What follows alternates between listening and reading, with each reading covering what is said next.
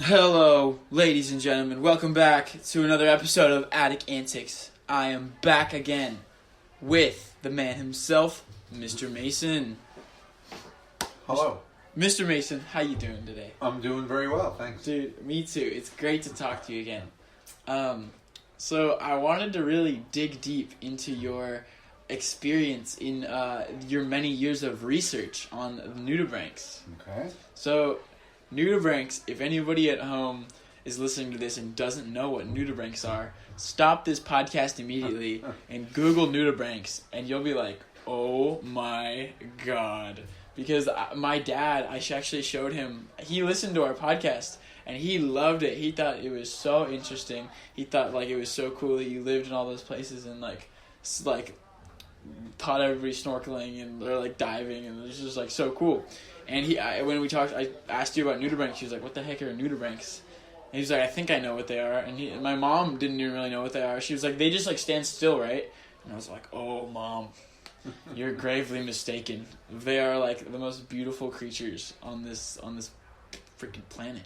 Mm-hmm. So You won't hear me, saying anything against them.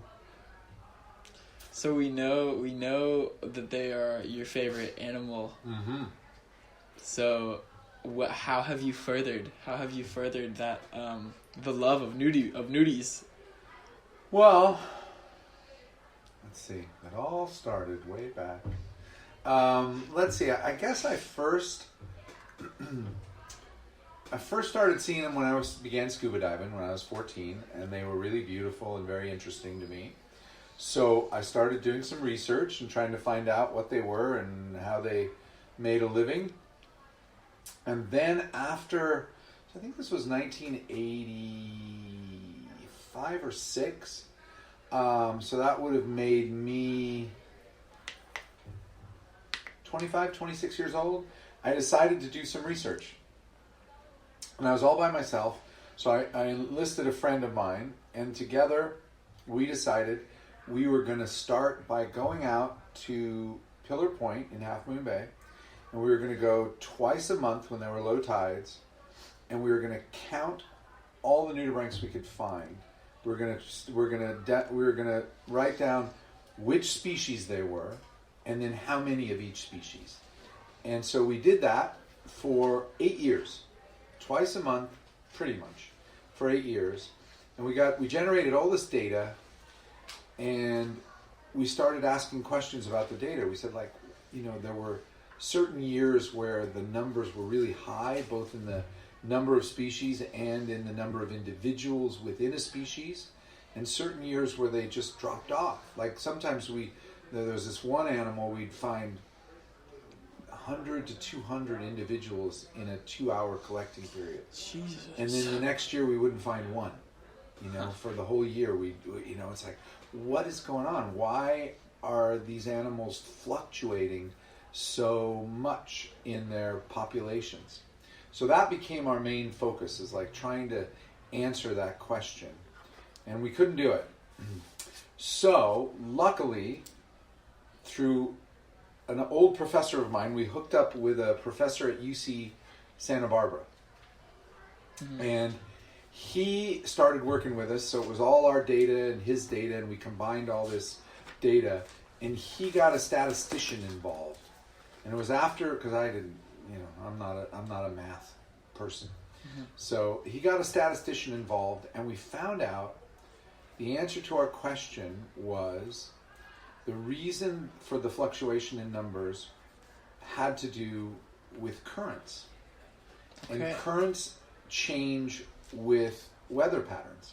So there'd be these big weather patterns that would change, and some years they would drive the currents onshore with all the baby larvae, because as you remember, the nudibranch larvae are planktonic. They're in the plankton and they drift around. And some years the currents would change and they wouldn't drive them onshore. And sometimes they'd change direction, and we'd get species that we saw most often in the north come south, and sometimes we'd get some that we saw most often in the south come north. But once we started looking at current patterns and long-term weather patterns, we sort of had the answer to why the nudibranch numbers were changing. And, of course, nudibranchs aren't the only things that are planktonic. So, most of the species along the coast have a planktonic larvae. So that also probably informed, scientists about a lot of other species and why their populations were changing. So that was what we found out, and we published our first paper on that data. So that took me probably 16 years. To publish that paper? To get after that first, collecting all the data? So what were some of the confounding variables to the data? Do you think that climate change had any play in the changes of these weather patterns? Yeah, definitely. It looks like climate change is a real player, and we, it's very hard to bring it down to 1 year. This is happening because of climate change or that.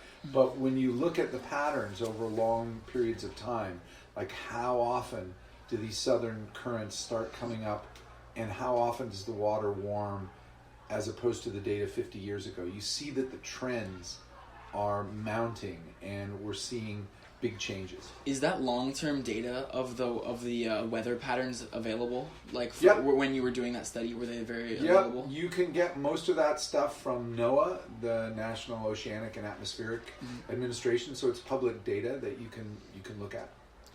So then, did you notice a difference in the weather patterns, like having an effect on the number of nudibranchs that you were seeing? Absolutely, that was what we were seeing. That was the big thing. When the weather patterns changed, that changed the currents, and when the currents changed, that changed the way the larvae were brought either onshore or not. Now remember, we were doing our studies. We weren't scuba diving for this. We weren't going offshore. Yes. We were doing the tide pooling. So we were looking at coastal species that were arranged around. Are nudibranchs mostly coastal? No, they're all over. They're all over. Yeah, you can find them. You can find them deeper, and some species you only find when you go a little deeper. But they're really well represented in the intertidal region. That's where you were looking on Pillar's Point. Yeah. So, do you think that the location that you were at had anything to do, or did you have to make sure it was one location to make sure that the study was consistent? Well, when I hooked up with this professor from UC Santa Barbara, so we were doing Pillar Point for these years, but he and his colleagues were doing other areas up and down the state of California. And then we even went as far as Oregon one summer doing some data collecting, and then he had friends, he would get data from Washington. So basically the data that figured into our paper was probably 70 or 80% from California, southern to northern California, but it included a lot of the Pacific coast, Oregon, Washington, even southern British Columbia. I see. So, I just forgot what I was going to say. Oh yeah. Why should we care about nudibranchs, Mr. Mason? What's cool about nudibranchs, besides that they're pretty colors? Well, besides their aesthetic appeal. O'Connell, please come to the attendance office. How about no? Reed O'Connell. How about O'Connell? Reed O'Connell. Leave me alone. Come on.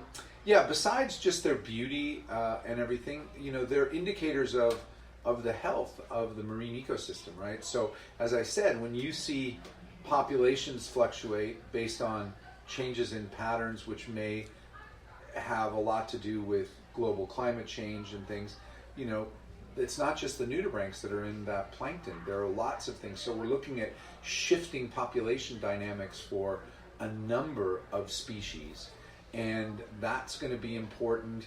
I mean, when you get down to humans, most of what we get from the sea is food. So then you start getting down to, what are the things that would affect, the salmon population or the rockfish populations or those sorts of things, because that's, probably the most direct crabs, like Dungeness crabs. Or so you'll start to see, because if the animals that these animals depend upon, if their populations begin to decline, then you'll probably see the populations that of the food animals decline. So what you're saying is that because nudibranchs are not edible, right?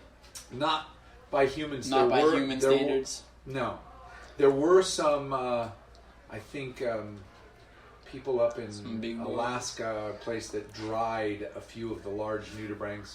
I don't think they were ever a big part of the diet of any culture, but no, they're not. So then, what you're basically saying is that the change in prevalency in these species is a representation of other species that are edible for humans. Yeah, if it happens to nudibranchs, I haven't done the research on these other species, but I think you're fairly safe in making a connection That these currents affect these other species. Yeah, because especially those that have larval stages, right? Like so, there are two basic ways. You can have direct development, where you have an organism hatch from an egg, and it's a miniature adult, and it's usually, if the organism is bottom dwelling, it's already on the bottom, and it stays there. But then the other strategy is to put organisms in the plankton and let them drift around for a while. And so when you have planktonic organisms like that, then all of those organisms are going to be affected by changes in currents and changes in water temperature and things like that. So can you tell us a little bit about nudibranchs in general? Like how does their biology work? Well, they're sea slugs. They're just little sea so slugs. they're just like they're a marine cousin of a backyard slug, like a banana slug or a backyard slug. So that means they're basically a snail without a shell. Okay. And which puts them in the mollusk group. And what else do you want to know about them? Are they? How do they eat? They're weird. They're very weird. They're all that we know of are carnivorous. All the actual nudibranchs are carnivorous. They're hermaphrodites, so they have both the male and the female reproductive organs in the same. Are they spawn? Do they spawn breed? They lay eggs usually, and the eggs are in these really cool ribbons. That the egg. You may have seen some of those in the tank. We have some now in the tank. Their lifespans are generally less than a year. So they're not long lived. They are, are selected species, meaning they lay, like some can lay more than 500,000 or more eggs in one spawn. But then parenting is done. Once they lay the eggs, there's, they just play the numbers game. And they hope that, one or two survive. They're interesting for a lot of reasons. There have been medical research into them, into their nervous system, like the toxins that they have inside of them, and the toxins as well. Yeah. So they have a number of ways that they can intersect with humans. Cool. Are they a necessary part of the the ocean ecosystem? Are they food for a lot of things?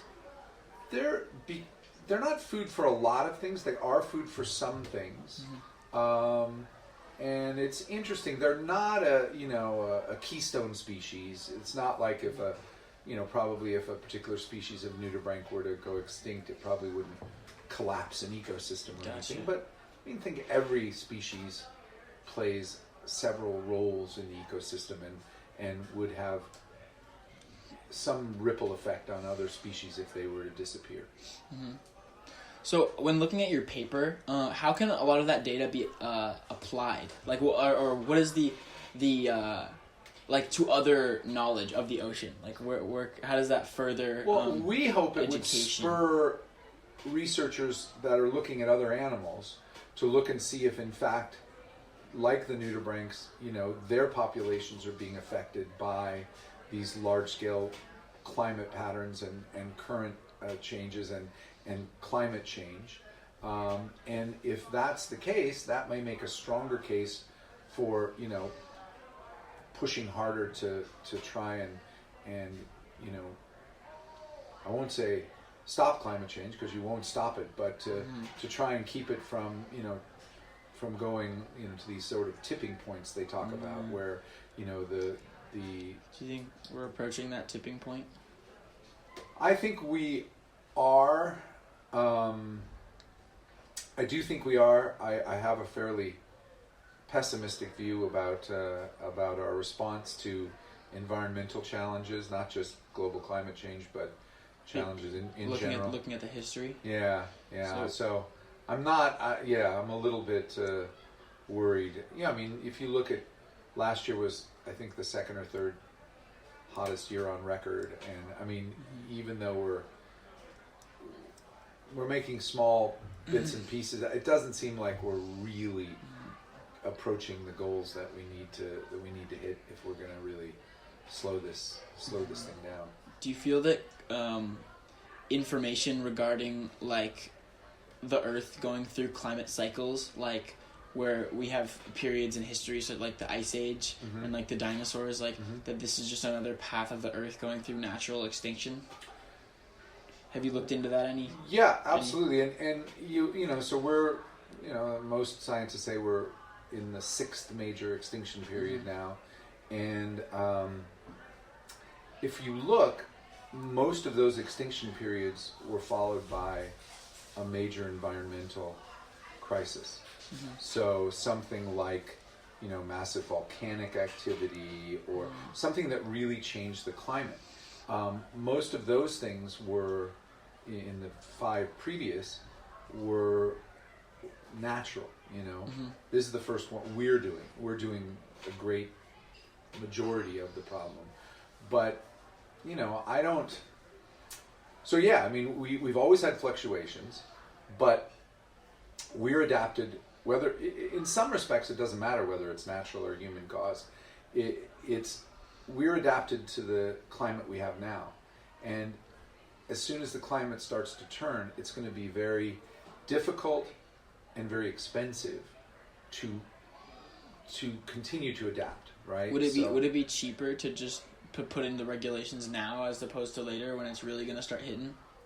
I think that's what everybody says, is that, you know, if we stop the worst effects in the long term, I mean, it's going to be more expensive short term. Although, you know, it depends. You hear a lot of people talking about how many jobs are going to be created, and we're switching over to a new economy. And so, you know, by closing down the fossil fuel industry, we'll you know, in turn open up other industries. So it shouldn't be, you know, that big of an impact. But it will be expensive, definitely. But the question is, how long term are you looking? So if you're looking, you know, its impact on business in the next 50 years, you might have an argument to say it's going to be very expensive. If you're looking, you know, over, you know, 4, 5, 6 generations, you know, and beyond, then you're probably going to save yourself a lot of money. I would think. Damn. What do you pin down this, like, this overarching sentiment of, like, a disbelief in climate change on? Is it just ignorance? Is it just is it lack of hard proof? Because it feels like there's a good amount of that. What do you pin this overarching ideology on? Yeah, I don't know. I mean, I think a lot of it probably has to do with, it's not binary. It's not binary. So if it was binary, it would be like everything's fine until a certain point, and then a switch would be flipped, and then all the catastrophe would happen at once. You know, sort of like when a war starts, it's like everything's great until, you know, Pearl Harbor was bombed, and then it's, you know, all out. But this is over lots of time, little by little, and the people who are in power in most societies are people that have money, and those are the last people to feel the effects of climate change, right? It's usually the poor. It's usually, you know, so again, that coupled with short-term thinking, well, you know, my business, you know, I just got to get through until I can retire, and my family and my kid. I think, you know, there's a lot of the fact that it's a kind of slow rolling, and so slow rolling. Yeah, and you know, and the things that we see, like the flooding, you know, the change in rain pattern, snowfall in the United States, you know, it's not consistent. You know, you'll have years where, you know, you have very low snowfall in the Sierras, and you'll say, see, well, you know, but then you'll have really good years, and so people will say, you know, it'll even out. So it's really hard, I think, for people to grasp the long-term severity of it, because it comes slowly, and it falls back a little and pushes forward a little and falls back a little. It's very strange to me. Yeah. looking at the Ice Age or something. Because just looking at now, like, we see how, like, we have very definitive, like, proof of, like, looking at satellites from 30, 40 years ago and then looking at it now, like, we can see these polar ice caps shrinking. So then it's like, but like you're saying, like, it can push back, like, do you, like, Yeah. but, so in the direction that humans are going, do you think that it's gonna be halted, or I'm not sure what I'm trying to say here. Well, I mean, you're right. You can see the polar ice caps, you know, start to pull back. But then the question becomes, how many people are affected by polar ice caps pulling back? You know, Right, directly yeah. affected. Directly right? affected. So you can talk about what that does to Efficacy. Arctic or Antarctic ecosystems and how that has. But I mean, in terms of people's everyday lives, you know, how does that affect people?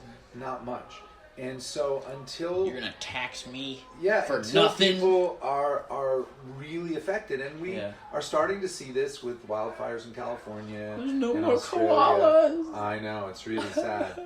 but again, it's So sad. it's hard, you know, even when you see this and you see the science and you hear that, you know, this is going to happen more frequently because of warming climate.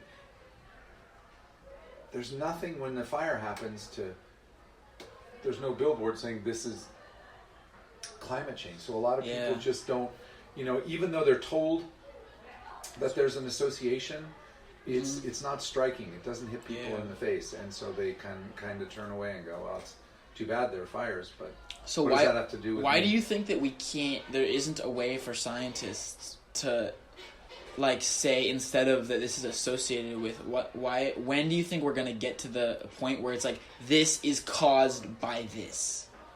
Yeah, well, remember, part of it may be in the way that science runs, right? Science never says anything for sure, right? It's always, there's more evidence building and more evidence building.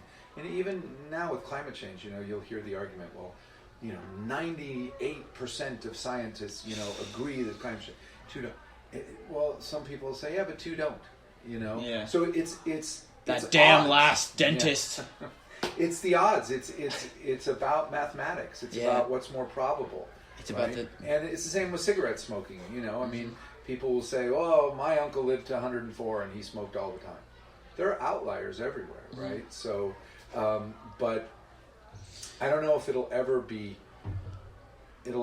proven, you know, completely. It'll just be, look, all the evidence points to this. Is, you know, wouldn't it make more sense to address what we believe the problem is rather than doing nothing? Yeah. So. What do you say about, like, do you ever read into any of the conspiracy theories around climate change? Or, like, I've heard some of our them, president, he's like, it's China. It's a scam. They're just trying to raise tariffs. No, I don't think that's what he says. They're just trying to raise trade prices or something, like the fact that it's just a scam. Right. Well, you know, as a scientist, you just look for the data. So you say, people can say what they want, but, you know, the data sits there and says a different thing. So I don't really put much credence into things that are...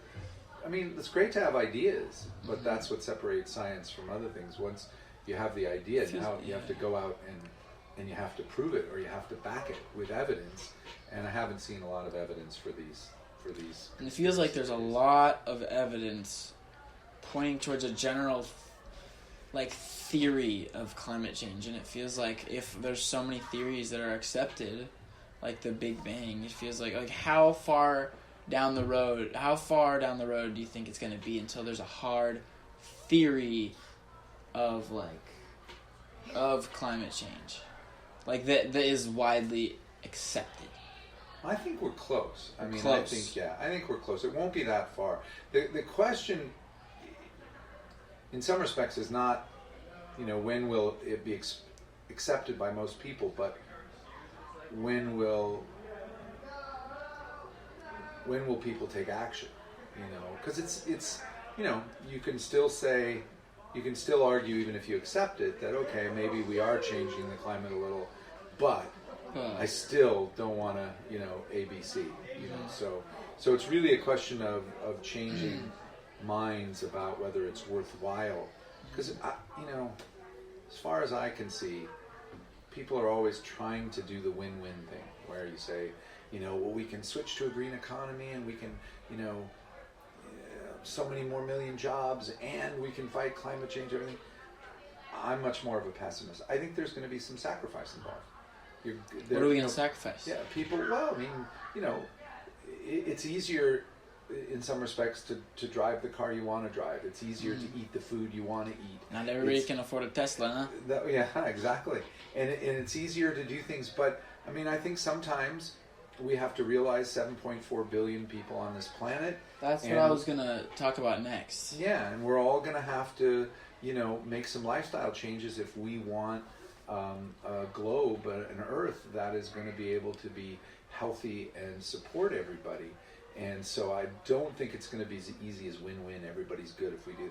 I think we have to sacrifice. One of the hardest things to get people to do once you've given them something is to do without it for a while, Yeah, we look at this trend, like, in the next 30 years, we're going to hit, 8 billion, soon. I don't even think it's going to be 30. It's going to be very soon. No, so when we look at this, 9 there's so... 9 billion? Jesus Christ. There's so many, we are, this is unprecedented. We are breeding at a rapid pace. And it's not just America on this planet. We are a very small percentage of the world's population. So how do you think that the world can just enforce, regulations on these climate change? Because when you look, I had this conversation with Paul about climate change, and everybody's just going to act in their own self-interest. So when is even if the America was to create the strictest environmental guidelines ever, you're still going to have factories in China and Malaysia and Indonesia and India pumping just tons upon ton of carbon into the air. Yeah. So it's it feels like I'm with you on the pessimistic view. It feels like an unsolvable issue because of how many people there are. Yeah, I don't know if it's unsolvable. I mean, the technology is there today to do things, right? We know how to do it. You're right. Putting it into practice, it's expensive. Certain countries, don't have the wherewithal that we have to switch over and to do things. But I don't think that's the reason to stop, because if we can find an efficient, better way to do things, I think, we don't have to enforce necessarily that everybody has to do it that way, but it's just, it's leading by example. Yeah, if we can bring the price down, gotta lead the way. If we can do that, we lead the way, and others say, that is better. That is better. So I think everybody wants to be, wants a healthy environment for their kids. Everybody wants the world to be better for their children. Absolutely. That's what it comes down to. You show them ways that are practical and doable, and I think most people, most governments would take those up. But we just got to take steps in the right direction. It's a hard thing to do, yeah. Damn, man. I think we need a genocide. I'll let you run with that one. I'm kidding. We don't need a genocide. We just need to tell people to stop it. Stop it. That's a good one. All right. Thank you for joining me, Mr. Mason. Well, thanks for having me. No problem. Of course. All right. Any final words, Mr. Mason? What's your favorite nudibranch species? The Jolly Green Giant. The Jolly Green Giant. Yeah, look it up. Everybody go look up the Jolly Green Giant. My final words are, get out into nature.